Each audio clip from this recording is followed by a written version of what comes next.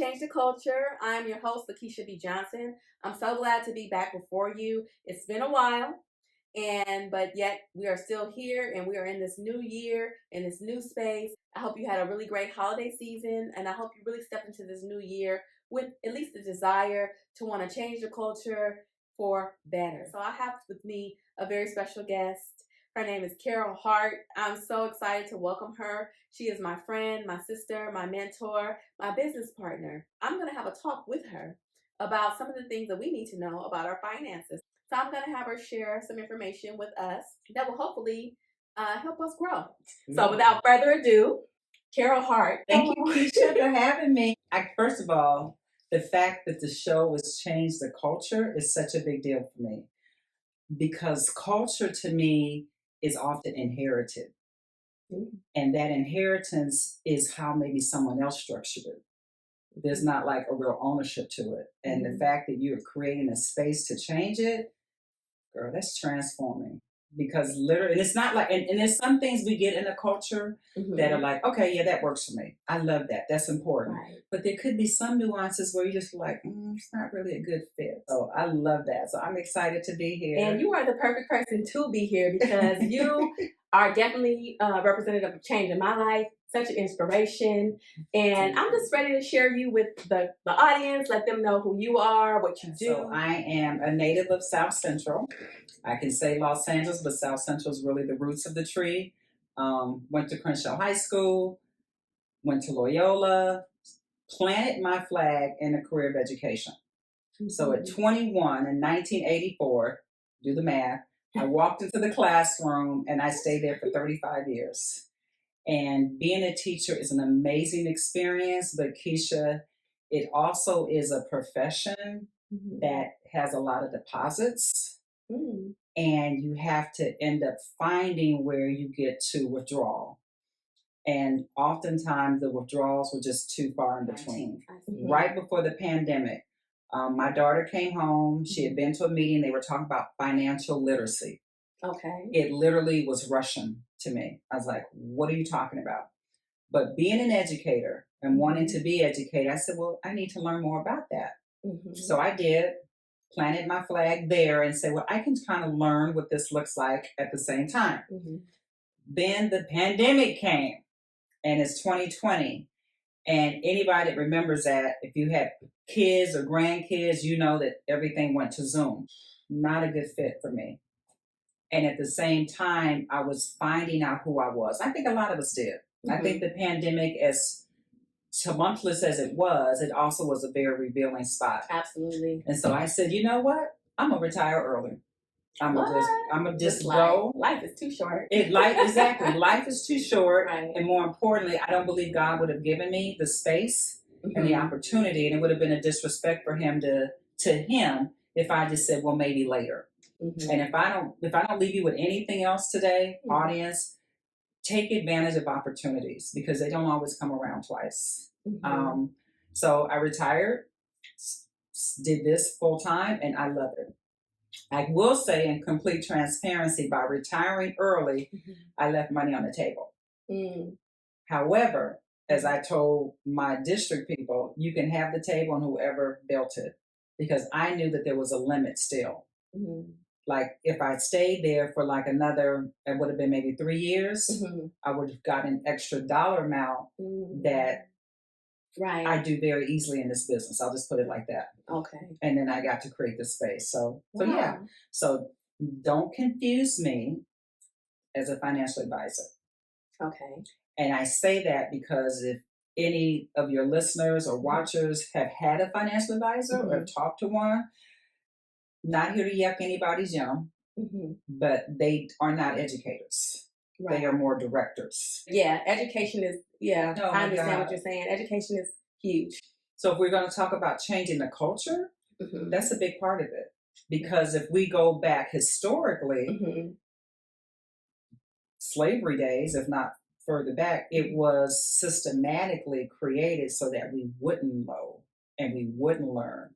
Right. And I keep that near and dear to my heart. It's like, it's my goal to make sure everybody knows. So now there's no reason outside of just accessibility. Absolutely. It's not a crime to learn anymore. Right. You're not going to die. You just need to be open to the education. I am definitely all about educating and getting to know what we need to know to advance. So first of all, before all of that, just thank you for your 30 plus years 35. of being 35 years of being an educator, a teacher. Thank God for teachers. Thank you for what you do with these kids. I know during the pandemic, people were ready to send those kids right on back to school. I know. They were. So they were. We really do appreciate your service as a teacher. And, you know, as far as finance, you know, I think that we have been so shortchanged in that area. Girl. You know, even with the curriculum that has been out there, I feel like that's what they should be teaching us in school. But, you know, the rich, they want to keep their secrets to themselves. And I get that now, you know, but right.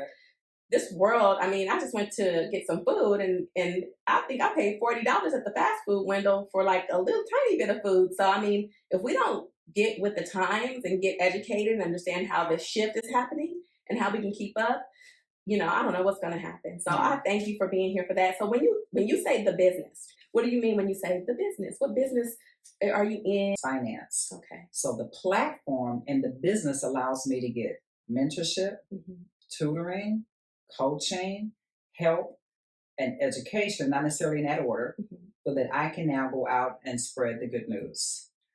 It's a business because clearly I'm making income. Right. Clearly there's a structure, but it becomes my business. And that also lends itself to just some ownership, if you will. And I say all the time, I don't know if we're here with it or not, is that money's emotional. And once you realize that emotions are tied to money, then you can understand why people move differently. Like, I'll be the first one to admit in public that I got a lot of trauma behind money. A lot. I've had some loss, a lot of loss actually. Right. And so they were triggers for me. And I think as a whole, when we're in a space that's uncomfortable, the natural progression is to retreat. Okay. If I don't face it, it doesn't exist. If we don't talk about it, it's not really real. So a business should be about obviously conducting what it is you want to offer your clients or your people. But the best thing about this business for me is that it's raised my identity. It did what? It has raised my identity. Absolutely. And by my identity being raised, it's hard not to just affect others in the process. Because we know that energy is transferred. Absolutely. And I literally am not the woman I was before this business. I'm not. I'm completely different. So the business has been my best friend, but it's also been my catalyst. It's the thing that says to me, you didn't quite do that right. Or let's go back and relook at that. And I didn't have to do that with teaching. Because in teaching, you just, this is what you got to teach and you do it. Right. I'm sure after all those years, it becomes just absolutely. Like literally, I did the math right after I retired, 35 years, an average of about 30 kids per year. It's well over 1,000 children. The business is a business, but it's really a labor of love. The one thing about everything, Keisha, I don't care what anybody does, it's your listeners and watchers, but money is the one thing we all utilize. It's a tool that everybody has to utilize. Absolutely, which explains why I 100% agree that money does dictate our emotions, our mood, it really, we don't want to be defined by money itself or the art of making money, but what we do have is our why. We get up every day, we go out to do what we do, and it's like, well, why? Right. Those things, if we can't get our why done, then yes, that does affect us, affects our mood. And, so, you get to a point where you're just like, okay, I need something that's a stretch. And also you get to a point where you work so hard. I mean, I know I do. Like when I'm in my career, I've been, well, not compared to you, but I'm only like about 16 years in. I'm like, you know what? I'm pretty good at this. I've been doing this and I've been working my butt off, but I'm at the age right now and I'm seasoned enough in my career where I'm like, okay, I need something that is rewarding, more rewarding, the next step where I can work smarter, not harder. And I think that's what you were alluding to when you say it is. There's all these different things about your life that we rarely tap into. The fact that I could reinvent myself at 58, because I started this business at, actually, I got introduced to it at 56, but I didn't get licensed to 57, and I'm now 61. So most 61. people, most people in their 50s think it's just done. Right. It's done. And if nothing else, as we talk about changing the culture, if there's anybody looking, listening that are 40s, 50s, even their 60s and think that it's too late. And it's so important. Thank you. I think that we do get to a certain age, or we think we're older by definition, and people kind of cop out in some areas, give up in some areas, but you still are a thriving human, you know, and you're as good as your mind. You know, everything starts in the mind. And if you tell yourself, you know, it's over, then it's over. That's a good point I never thought about, because the mind is malleable. And if you keep doing the same thing, your brain may also get used to that. Absolutely. So perhaps I've actually gained a little bit more youth because I'm stretching myself in ways that I would have never. If I was your age, when I was your age, if someone ever told me I'd be doing this now, I would have laughed them off the planet. Like you, like whatever. But I think that has a lot to do with it. Is that, so thank you for the compliment, for one. But I think it also is because I found like a space to just be authentically me and be unapologetic about it. Right. And which you've been from the day I met you. So I don't know what you were like before, but I appreciate that about you. it was different, but not that different. A glow up. So this is a glow up. Thank you. I love the glow up. Thank you. I receive it. I take it. And this is the difference. I do have 2 children, so they're grown, 33 and 28. So I did raise them, and I was in a marriage for about 32 years. So, you know, when you're in that space, it's always about everybody else. I see. Right. You have an opportunity now to be about you. Because your kids are grown. You are, you know, out of your marriage. You're single now. And just goals. It's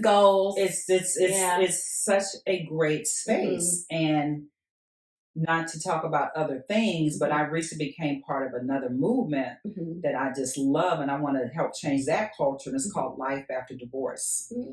Okay. And that's a whole movement that, you know, you'll probably hear about later, but it's because I think there's stigmas attached, just like there's stigmas attached to money. Having it, not having it. Right. It's the same thing when your personal life has a different journey. Right.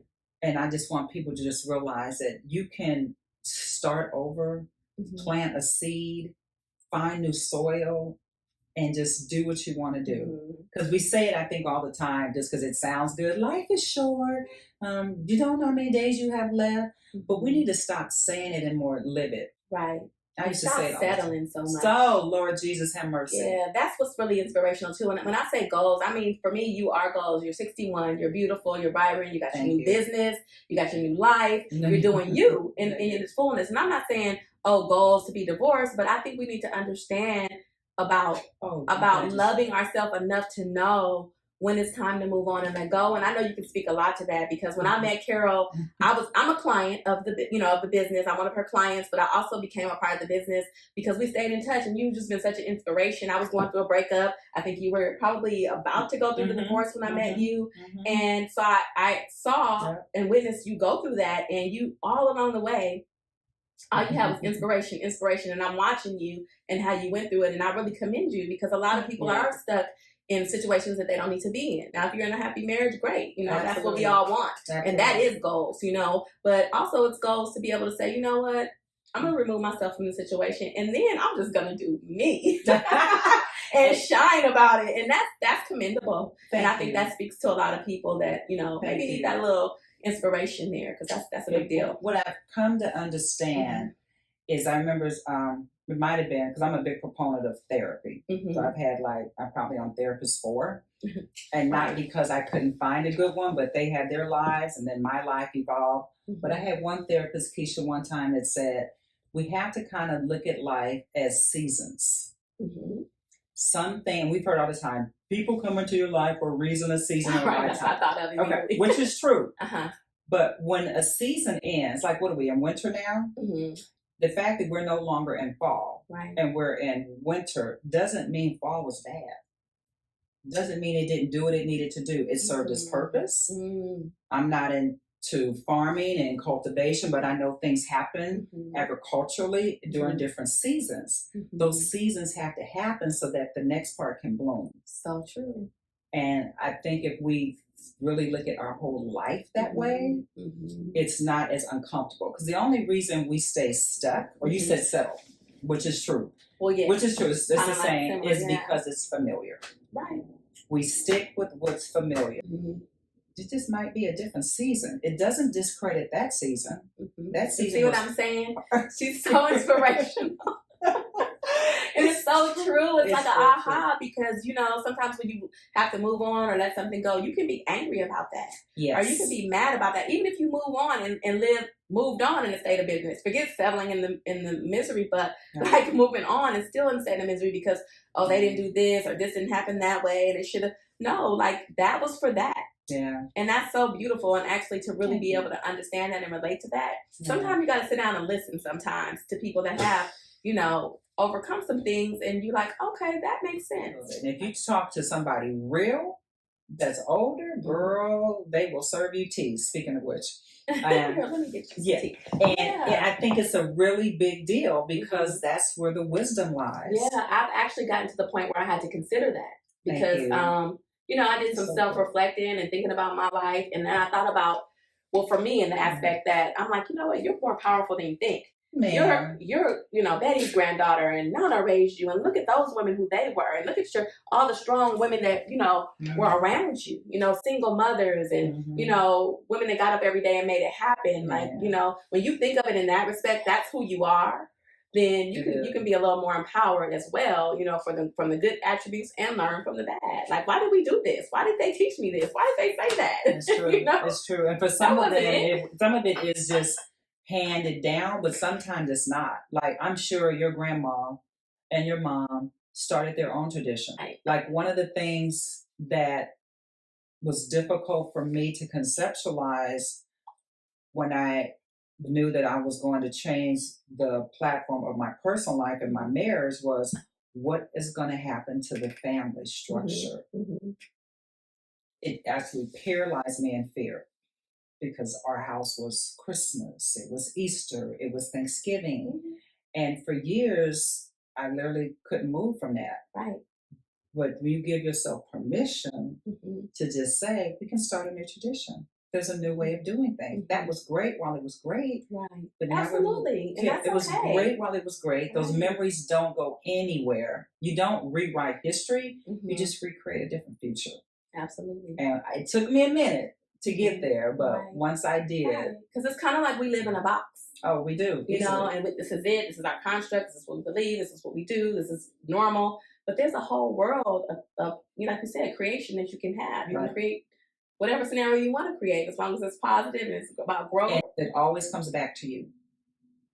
It is never about the other person. And I think if we really accept that, then we can move very differently. It all starts with them. It's really what you want, what do you need, and think about it. I wasn't the same person in my late 50s as I was when I was like in my late teens. Right. You're not supposed to be. Right. So, you know, give yourself permission to evolve and change. What I do and what I really admonish others to do too is when you are in a situation that's not pleasant, you're settling, we have a lot of negative habits we tend to develop in that. And I'm not saying that I'm oblivious from all that, because I was just telling you about my shopping and whatnot. Yeah. But what I tend to do is find the next thing that can give, what can I do that's productive? What can I do that benefits me? You know what I mean? So you'll see me doing the podcast, for example, change the culture. I sit back and I think, like, what needs to be done? What can change? What could be better? I love that. And then, you know, going into the business with you, after becoming a client, you know, that was something that said, you know what? That's something to aspire to.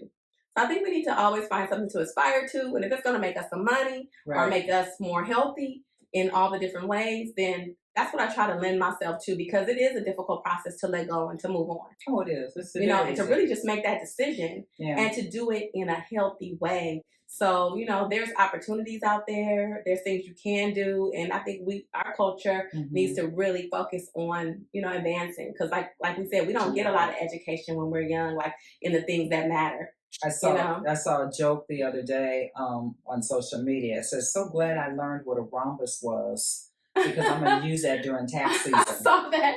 And the joke is like, and like you don't. Like, here's another day and I didn't use algebra. Like all the things that we normally have to deal with daily, they don't necessarily are taught. Right. Which is also why I love this business, is that because money's a tool and all of us are trying to leave this place better than we found it, is that we got to open up to understanding and learning. And I think that this business works really well because I found a niche that's missing in the market. Like there's a lot of people out there that do a lot of things in money, but there is a fraction that are educators. Right. They will direct, they'll say, this is what I did. But how does it work? Right. Like what does that mean? And just understanding that that entire industry is a big deal. I don't care where you live. If you go down to your metropolitan downtown area and look up at the big buildings, they won't be retail. They won't be food. They're all finance, insurance, banking, and investments. That's where the money is. So can you tell us a little? I know for me, growing up, my mom and my grandmother were really frugal. Okay. Told me that my grandmother said this amazing quote that I always think about. She says, "Watch the pennies and the dollars will watch themselves." I always hear her saying that. And that was so profound. It was a little thing, I was a kid, but I always thought, what is watch the pennies and the dollars will watch themselves? And as I got older, I understood more about that.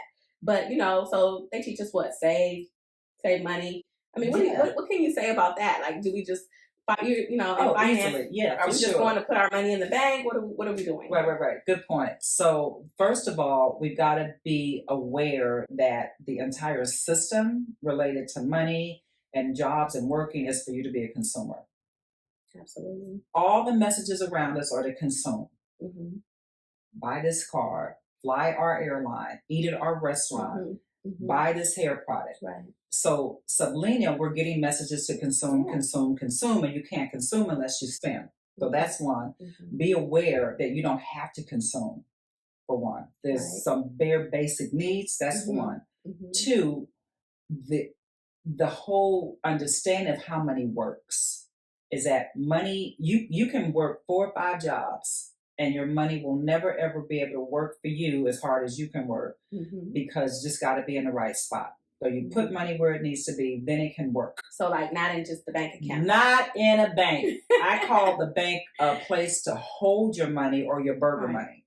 Right. I want to keep some money aside in case I want a burger. Then you can go to the bank. Because what I know for sure, and I do this all day long, twice on Sundays, is 98% of people do not know where to put their money. Right. Yeah. And I'm not inflating that number. And it's because, no fault of theirs, the culture that we've had. Absolutely. Nobody told me. Nobody told you, right. Nobody told you. And so that's the number one rule. When I sit with families, and the best thing too about the business is that thanks to the pandemic, I do my business anywhere in North America. So I've got clients all around the United States. It's one of the first things I do. I say, so what are you doing for savings? What's your retirement look like? And the answers don't change very much, Keisha. Right. Just the same. I'm either putting it in a 401k, I save in a bank, I've got some investments here, or I'm buying real estate. It's not that different. Right. So the first thing I want to remove what I call the veil of ignorance. Because when I say to you, that's great. So you're saving at your credit union. What's the interest rate there? Out of that 98%, 75% of them don't even know. So they literally have, and remember, this is me. I did the same thing. Putting their money in a place and they don't even know the interest rate. Or they say very disgruntledly, girl, I ain't making no money there. They're not giving me nothing. And I said instantly, so what if I told you that I could show you where to put your money and it not be that conversation? That you can get something called compound interest. Get your money working for you. Would that interest you? They say, absolutely. So then we talk more about the traditional retirement structure, which again, that's most of us, 401ks, 403bs, 457s, TSPs. Do you know how they work? They know this much or nothing. Well, I know my money has to sit there and then I'm gonna have to pay taxes on it. How do you feel about paying taxes? Well, I don't want to pay taxes, but so why are you doing it? Because that's what everybody does. And I think that's the most painful thing is when I hear that's what everybody does. Yep. And that's what I call following the Pied Piper, which can be dangerous in itself because you don't walk to a fire, you go away from it. Right. But yet and still, whenever we start our employment, we are walking toward the fire, not even understanding that it's a fire, how long it's going to burn, and what's going to happen. Right. Seriously. And it's real serious. Right. And I've got scenario after scenario after scenario. So then I say, so what if I told you you could make money and not have to pay taxes on that money? Would that interest you? Yes. Absolutely, yes. And then by the time I talk about ways to invest it, they're like, so why don't we know this? Right. Because it's by design. They know it. They've been knowing it. It's by design that you don't know it. So the business is really, I don't want to water it down, but it's really you understanding. That's just the beginning of it. And then just spreading the good news. Because if I didn't know it, and remember, I was 56 when I got that. I'm sat there in a meeting where people were telling me about the things that I didn't know at 56. And all I could think about is if I don't know this, who else doesn't know it? Right. And then it became kind of competitive because I felt like I could beat the system.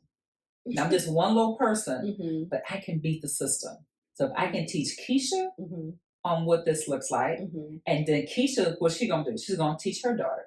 Right. And then what's her daughter going to do? Teach her child. And so now, not only do we have great recipes for mac and cheese, now we got some legacy building tools. Absolutely. And that's my biggest win. And that's why you trusting me with the process and saying, I want to do this is powerful because there's not enough soldiers in my army, if you will. I'm on the battlefield every day and I love it. I love it. I love it. But I cannot do it by myself. Right. And the more that I get someone to understand it and then be compassionate. And I'd love to have more people do it. But a lot of times they're afraid. And it's kind of the stuff we talked about early. Right. We get used to I say all the time, I was on automatic pilot.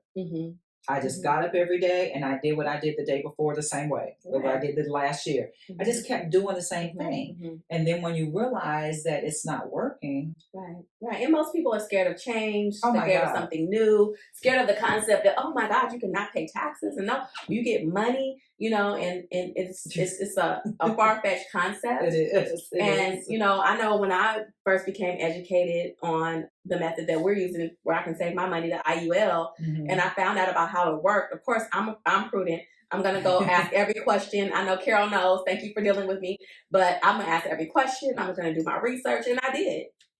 And I found out that, there were companies a long time ago that had similar products where they invested their money like Walt Disney to start Disneyland, McDonald's Corporation to start McDonald's. You were able to tap into funds that were in great investment vehicles that they didn't have to pay taxes on to start major corporations. And so why do you think that a lot of people are further ahead? The rich get richer. And it does make sense that it wouldn't be the most broadcasted thing. Oh, absolutely not. You know what I mean? But I'm like, what? Okay, hold on. So I'm like, this is what they're not telling us. Exactly. So I'm not in no ways a salesperson, or I'm not like a person who wants to convince somebody of anything. Like, I'm like, you either. I'm so glad you said that. Because, when I'm talking to people and I see that they're passionate about the knowledge, they become a client. They refer someone else to me, and I may go back to them and I say, you know what, Miss Jones, this would be a great opportunity for you to do the same thing. Oh, no, girl, I don't like to sell. Right. Somebody just told me that today. And I said, in that example, when I hear it, I'll say, Miss Jones, did I sell anything to you? Right. And then they have to think back about it and be like, didn't. I said, what did I do? You taught me some things. I'm offering you an opportunity to be in a position as an instructor, as a teacher. And now I can use your words, change the culture. Absolutely. And that's what I'm passionate about. So I was like, this is for me. Yeah. You know, and I had already been telling people about it and sending them to you, and they're getting on That's board. true. So I'm like, well, Why not me? why don't I join the business Yeah. and so that I can, benefit from it as well. But the benefit for me was really just helping my loved ones and my friends and people in my circle around me and letting them know about, what the opportunities are that out there that we don't know. And so of course they heard what I said, and I wasn't selling anything. I'm just excited. Like, do you know that you can do X, Y, and Z? I know. And it is exciting. Yeah. Major corporations do not put their money in the places that you put your money. Right. So what I mean by that is you run to B of A, you run to Chase, and you put your money there. They're not banking with themselves. They don't invest with themselves. They leave their structure and they go and invest in the same structures that Keisha and I offer people. Now, if that isn't revealing, I don't know what is. That's why they're constantly saying, open up this new check account, because they're using our money, even the 401, everybody, they're using, anywhere we put our money, they're using our money to make money off of it. Yes. Yes. So yeah. There's a book written by Jake Thompson. Jake Thompson wrote a book. It's 45 pages. So I'm not talking about you having to give up a month of reading. It's wealth and life insurance. In that book, it explains that U.S. Bank, Chase, J.P. Morgan, B of A, all of those banking institutions have billions of dollars, not billions of dollars vested in the same structures we open our clients. Right. Think about that. Right. If that's where they're putting their money, why would you do anything different? Yeah. It makes zero sense. Because we don't know. Because nobody we just told don't us. know. That's all it is. Nobody told us. Yeah. And then the other thing is, which permeates to everything we're talking about, is ego. Edging God out. Right. I like that too. I love that. Our ego stops us and really prevents us from moving in the direction of wellness. Whether it's in our relationships, it's decisions about our money, even our health. Like I've seen people out knowing that should not be what they partake in, but for whatever reason, their ego was telling them to show up in this space. And you show up in that space, and it can be not only self-defeating, but it could be detrimental. So every now and then I meet with some people who, no matter how good the information is, because it's the same, and I know I'm good at what I do. I mean that humbly. But you are good at what you do. Thank you. Because you got me as a client, and I've been signed up to be on your team, and I'm just really excited about it. I'm glad I you really are. am. I am. Because I literally love to learn about how to be more wealthy. It's a big deal. Because I have children out. It's about our legacy that we're leaving behind. We're already behind in so many ways. Just if you just even at first accept what you don't know, which is hard for people. Because every now and then I get a real bull-headed person. I don't want to be gender specific, but they're usually men. And they just say, this can't be true, Carole. It's got to be a scam. What's the catch? Well, I've always done it this way. And I say, do your homework. And I'm happy to meet with you repeatedly. I don't mind that, because the passion of what I do is the education. We show, literally how your money can make you money. Right. And, that's the easiest. I wouldn't be in a business where I had to sell things. That's not my personality at all. Yes. But it literally sells itself. I'm really new, and I've helped about 10 clients so far. You have, which is big. And it's just been easy because I want everybody around me to grow, and I think that's important too in our culture. We can't just always be like me. We, that's one thing about never works. Yeah, we need to be able to. We want everybody around us to flourish. And so, what are some of the main ways that you recommend for people to invest their money or save their money? Oh God! Well, the book I've referenced, first of all, speaks to, part of the title is life insurance, and that's one of the biggest loophole in terms of investing is the fact that life insurance is a tax-free vehicle. That's one. If you are a business owner, there's very creative ways of using life insurance to protect your business. It's also, what people don't think about is life insurance is lawsuit proof and liability proof. So for example, you can have car insurance. You go out here and hit somebody's car. The insurance company will take care of that part of it. But now this victim in that scenario could come and try to sue you. And them trying to sue you outside of what the insurance company did, they can tap into your bank account, they can tap into your retirement account, but they can't touch your life insurance. So it's a safety net as well to protect your assets, Right. because one of the things we do is we mimic or mirror what the wealthy know and do.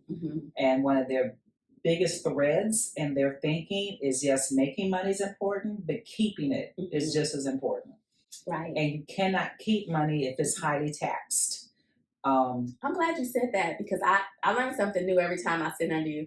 But I like how you said about, it can protect you against lawsuits, because there's a lot of individuals out there that are in high liability careers in areas, and that can be really important. Right. A lot of your watchers and listeners are probably into starting a business and having a business, and I love that, because that to me is a sign of being industrious. But now you got to like protect that, because you didn't start. The number one rule in business is to stay in business. Right. And if you can't stay in business, then why are we starting it? And then more importantly, you don't want to end up giving oodles of it back to the federal government. Because let's be clear. Oodles. This entire country was built on the system of somebody else do the work, somebody else bear the costs, somebody else pay the bills. Right. While we get rich. So if I can't change the structure of the country. Right. I can just manipulate my involvement with it. Right. And that's all I really want. Because and I love the fact you said I'm looking like I'm in my 20s or whatever, but literally I got less time in front of me than I do behind me. And all I really care about is the fact that when it's said and done, y'all gonna be better off. Right. And when you lend time to do something to improve yourself for the long haul, you really do feel better about yourself. Oh my God. You're investing in yourself. So we have to invest in ourselves. And another thing I want to say is to the young people. So, I'm almost 50. Carole's 61. I can't even 61. And we're as you get older, you think about these things. But if you're a young person, man, if I would have known this when I was 25, 26, 30, or if my parents would have thought to put something into, a good investment for me, so that when I do get the age I am now, I can go to the bank and withdraw 80, something, enough money to put a down payment on these houses in Los Angeles. Lord Jesus. That's that would have been a benefit. So I know we don't always, plan ahead, but this is one of the best vehicles for especially younger people as well. It's true. Most of your thoughts and concerns are centered around finance. So let's normalize the conversation, for one. Two, if that's what we're really concerned about, then that's where the energy should be going, to better that. Right, absolutely. I stayed up a lot of nights not knowing how I was going to make it work. Part of our culture has been in survival mode forever. Right. It's like we're almost addicted to it. And I hope you hear that, because we really need to undo that. And it's really hindering us. It's huge. As you say, I want to know more about this. I want to know more. You whether contact Keisha, myself, whoever. I want to be really clear, because some of you may be listening and thinking, "Oh, I heard her say life insurance." There's lots of different. It's not really lots. There's only 3 different types of life insurance. It's not that difficult. Right. So I want people to understand that term insurance won't give you cash value. Yes, this is what I want you to speak to, the different types, so people can understand. It's really simple. How it works. Yeah. So term insurance is probably what 90% of you guys probably have. And there's a reason behind that. One, it's very affordable. And because it's affordable, it was our communities and our families were targeted and sold term insurance. The problem with term is that it will expire. Lifespans are existing longer, so you are likely going to live longer than that insurance, and you won't have any by the time you get to be 60, 70, or even 80. So now you need insurance at those ages, and the cost is going to skyrocket. More importantly, there's no cash, so you can't take any money out, like Keisha said, and maybe buy a condo or put your kids through college, whatever that looks like. So then once term insurance kind of became a little stale, if you will, they created whole life. We'll come up with something where it will last your entire life. Well, the industry said that would be to age 100. So whole life will last you, no matter how old you are when you get it, to the end of your life. So they say it's 100. Problem with that, not a bad thing, is that the cash that grows in whole life is very, very meager. It literally is maybe the best I've ever seen is 5%. The least is about 1 to 2%. I've had so many clients that go look at their whole life, and I even tell them, find out how much you got in that policy. They come back to me and they're like, at Home Alone look. Like, Mm-hmm. Carole, I didn't know. I only have X amount of money. I've had this for 11 years. I didn't know. Well, you don't know because you didn't know, and it's okay. Um, so that's one problem with whole life. And even if you do make it to 100, and you do, there was sold at a time where the benefit is pretty low. So you usually don't even have enough insurance to accomplish your goals for your heirs. Right. Most of us want to leave something that will speak to leaving a legacy. And it's usually more than $25,000. And I've seen that a lot. Well, I've got a whole life policy. Good, great, Miss Smith. How much is it worth? Girl, $15,000. What will that do for you and your family? Not much. What Keisha and I are speaking of is the new kid on the block. It's called an Index Universal Life Strategy. And I'm hearing more about it in the world because now people are getting wind of it and they're putting it on social media. Because I basically have people hit me up, a DM, a phone call, whatever. Girl, do you know anything about that IUL? Absolutely, that's what I do. So the beauty of that product is that it wears multiple hats. You will get life insurance. It will grow much more than a whole life policy because you have what's called a cap and a floor. And the cap is relatively high. It can either be 7% all the way up to 13%. The amount of interest rate you can get. And that's a big deal. And then unlike a 401k or 403b, you never lose any money. So when the pandemic happened, 2008, recession, these wars going on, people are losing money. You never lose money. Let me say that one more time. You never lose money in these accounts. Then let's advance it a little bit more.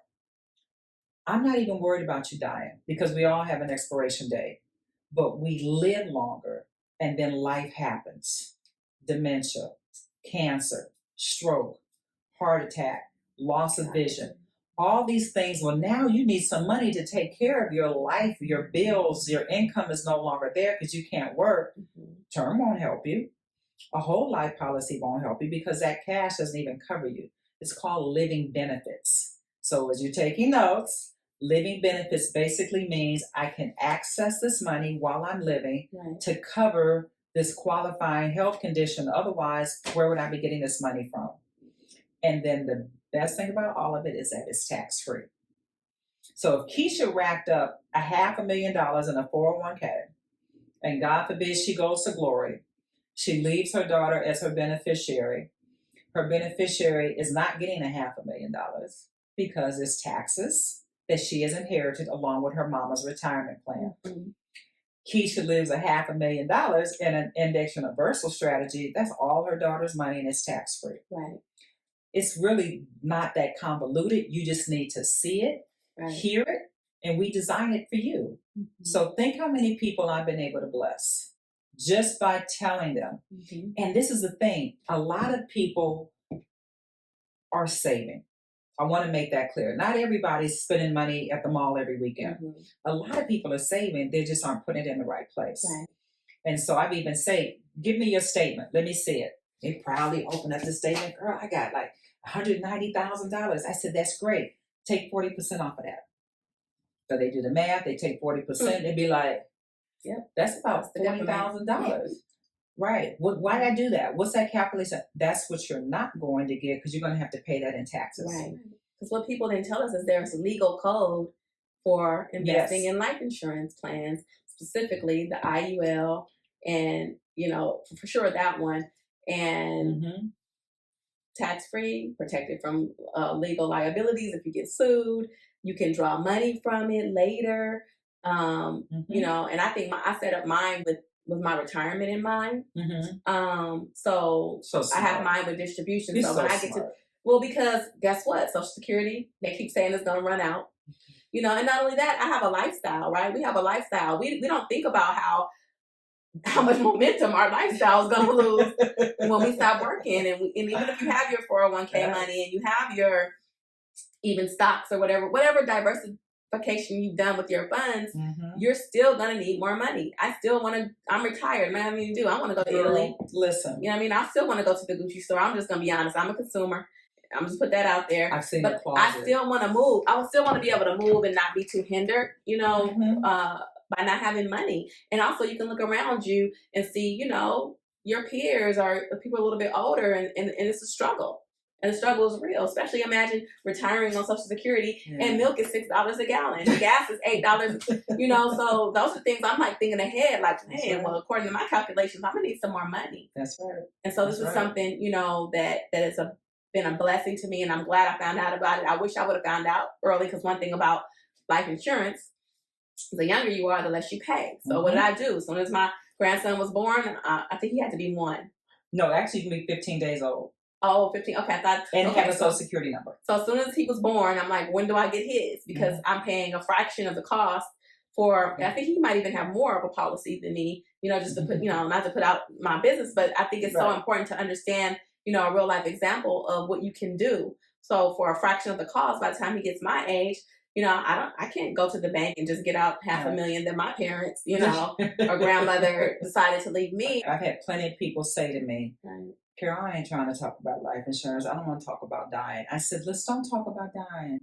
Let's talk about living. Yes. Who do you love? And they start naming the people you love. I said, that's what we're going to talk about. You can own a policy you can get a policy on someone you love, who the person who you're going to end up being the one that has to take care of everything when they pass. So you can own that policy on them. So that's something I think people don't think about when you say life insurance. They think they have, my life, True. Yes. Yeah, your life, but also the life of your loved ones. Exactly. Especially when it's cash value and long-term care.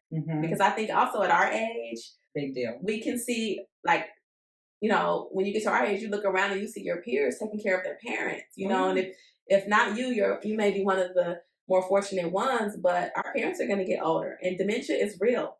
I have multiple friends who are dealing with a parent who has dementia or, different things. And so if that's in your bloodline too, it's a high chance, like just like you have longevity in your life, you can also have, sickness, certain illnesses that get genetically passed down as well.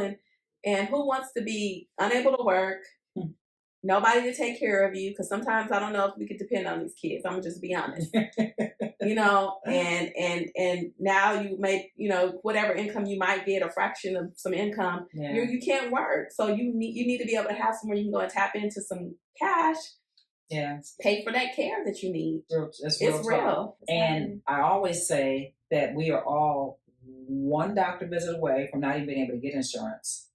Because it's not like going into Target and saying, I want a Target credit card. True. You can't just get an application and do it. You have to be what's called insurable. And for our community, it's not about your credit, so per se, because we always ask about, what if I got bad credit? I need to see, is your driving record risky and is your health risky? Those are really the primary things we look at.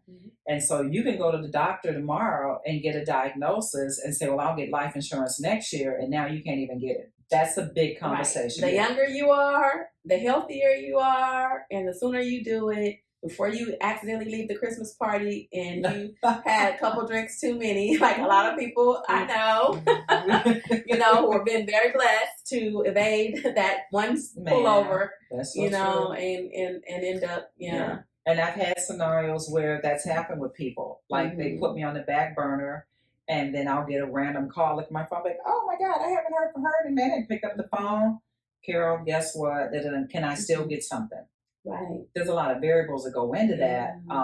Because that's when people think about it after the hiccup. That's how they think about it, right. Yeah. And you said something important about, when you lose someone you love, the last thing you want to be thinking about is the finances. The last thing. But it ends up being, it's real. It's called your, what's it called? The final expenses, because it's really going to be the final. It could be, not necessarily, but it oftentimes is the final thing that you need to pay for. Remember, you need to pay for it, not somebody else. It is not my job to pay for your cousin's funeral.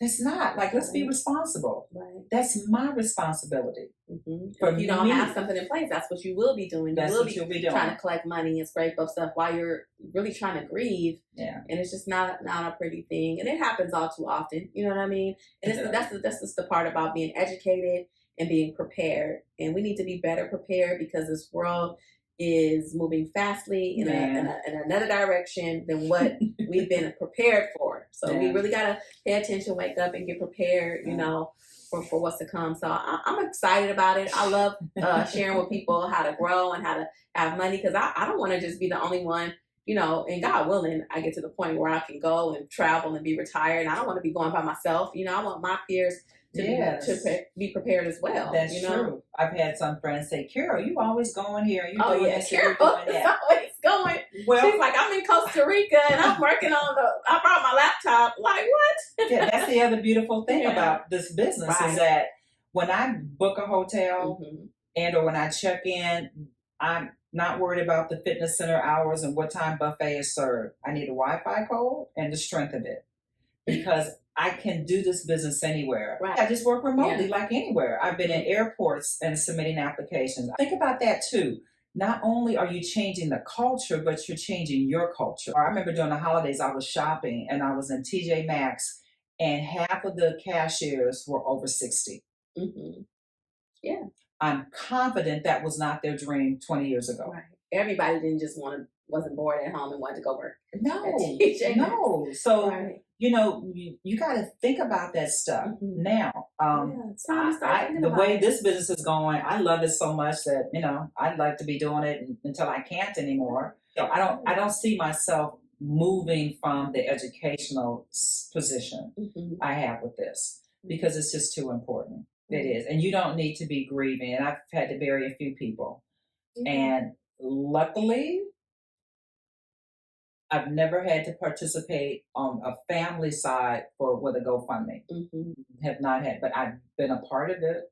Yeah. I've seen it. And I know that wasn't the desire, but, poor planning leads to panic. And that's so true. But what I want to say too is what helped me, and I don't know if this speaks to some of you out there, but for me, I have a day job that I go to, and so I'm a I'm a regular employee at a company, and so I do this on the side. And what's really been able to help me, because if you have a regular job, I don't know how many times if you've heard this before, but I've heard it so many times. You need to have a business. Set up a business of something, doing something, so that you can have tax write-offs, because we're very limited when you have a day job on what you can write off on your taxes. So having a business in place and being licensed allows you to write off a lot of things. So it will give you money in that respect if you're looking for that adjunct business to have. I think, what did they say? You need to have 7 streams of income. Well, I don't quite. I think that sounds like a lot. 7? I heard them say 7 streams of income. Now, I don't know about that, but I do know that you need a business. You know what I mean? And you also need to find ways to make residual income. Yes. So that when you're not able to work, or you're not, even if you are working, you have ways where your money is making you money, and it's like you're making money while you're asleep. Yes. So I've read all the books, the Tony Robbins, the Richard Kiyosaki, all of them. And so, I think that we really need to take this time to really focus and do ourselves a favor and start looking at our finances, because you can be helping yourself right now, and there's opportunities out there like this one to where there's a lot of different benefits. There's a lot of different benefits. That's true. And everything about this business you can write off. The expenses entailed. I had 4 licenses that expired at the end of last month. I renewed 2 of them because that's what the business was. But I write all that off. Right. Yeah. And as it is today, this is a business meeting. Yeah. Exactly. We're talking about business. Oh, we've had a lot of business meetings. So we travel on business. Everything. And it's been a blessing. There's nowhere I go. There's no place I travel to that isn't in a position to be a write-off. Yeah, I just filed my taxes early because I know I have to write off, and I need that check to come on in. So, that's a benefit. That's a plus. You need to have your own business. This is a great one to have. So if you want to join our team, we will be glad to have a conversation with you about that. Absolutely. And I'm glad you said that, because I started this business when I was teaching full-time, and everybody knows what school hours are. So you literally can come into this business and work part-time, sometime, or all the time. It's up to you. And there's not a lot of opportunities like that. What we want, we get. Oh, say that again. We get what we want. You get what you want. Because think about how expensive, and don't get me started, but think about how expensive our hair, our nails, especially as women. I don't know what men are, what you're doing out there, but when we want something, we get it. And it's not cheap. And that's gone up too. That's so true. That's gone up too. You're spending hundreds of dollars for your nails and your hair. And so, just make your finances an important part of your investment in yourself as well. Just like if I'm getting my nails done, I pay for my insurance, I put my savings to the side. That's important, and we'll thank ourselves in the long run. Yeah, paying yourself first is the habit of the wealthy. Yes. And I didn't grow up like that because, again, like literally, vividly, my mother would send me to the community grocery store to buy dinner with no money. No money. And the system that she had in place, and that was in the community, was I would put the food on the counter, the lady would ring it up, she'd give me the receipt, she'd write today's date, and I would sign my name. And she kept it in like a little envelope or whatever. And when my mama got paid, she'd go down and she'd pay her bill. Oh, wow. Interesting. Now, it is. But so think of the messages I would get in subliminal like that. Right, credit. That leads you to getting credit cards. And I remember another funny story about my mother. My mother loved to shop and didn't have the resources to do it. There was a furniture store downtown called Dearden's. You may be too young to know that. So Dearden's was a furniture store. She wanted a new couch. So we go downtown to get a new couch. And she lays out her credit card and the guy says, your account's been closed. She was hot as fish grease. I don't even know what that means. I just know when I got home, she told me to go outside and play. And her and my father had the biggest argument ever. Right. Money. So let's keep it 100. Right. He knew she was spending too much. He closed the credit card, didn't tell her, who does that, didn't tell her, and now it's a big deal. But what are we arguing about?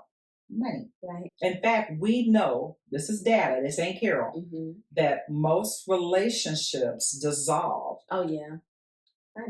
Finances. Number one cause of it's a stressor. You can be single and it's a stressor. You can be in a relationship, it's a stressor. Right. Because that's the other thing too, we could talk all day, but as you get in a space of dating and looking, you need to forget asking people what's their favorite color and what do you like to do on the weekends. I need to know, how do you value money? What do you do with your money?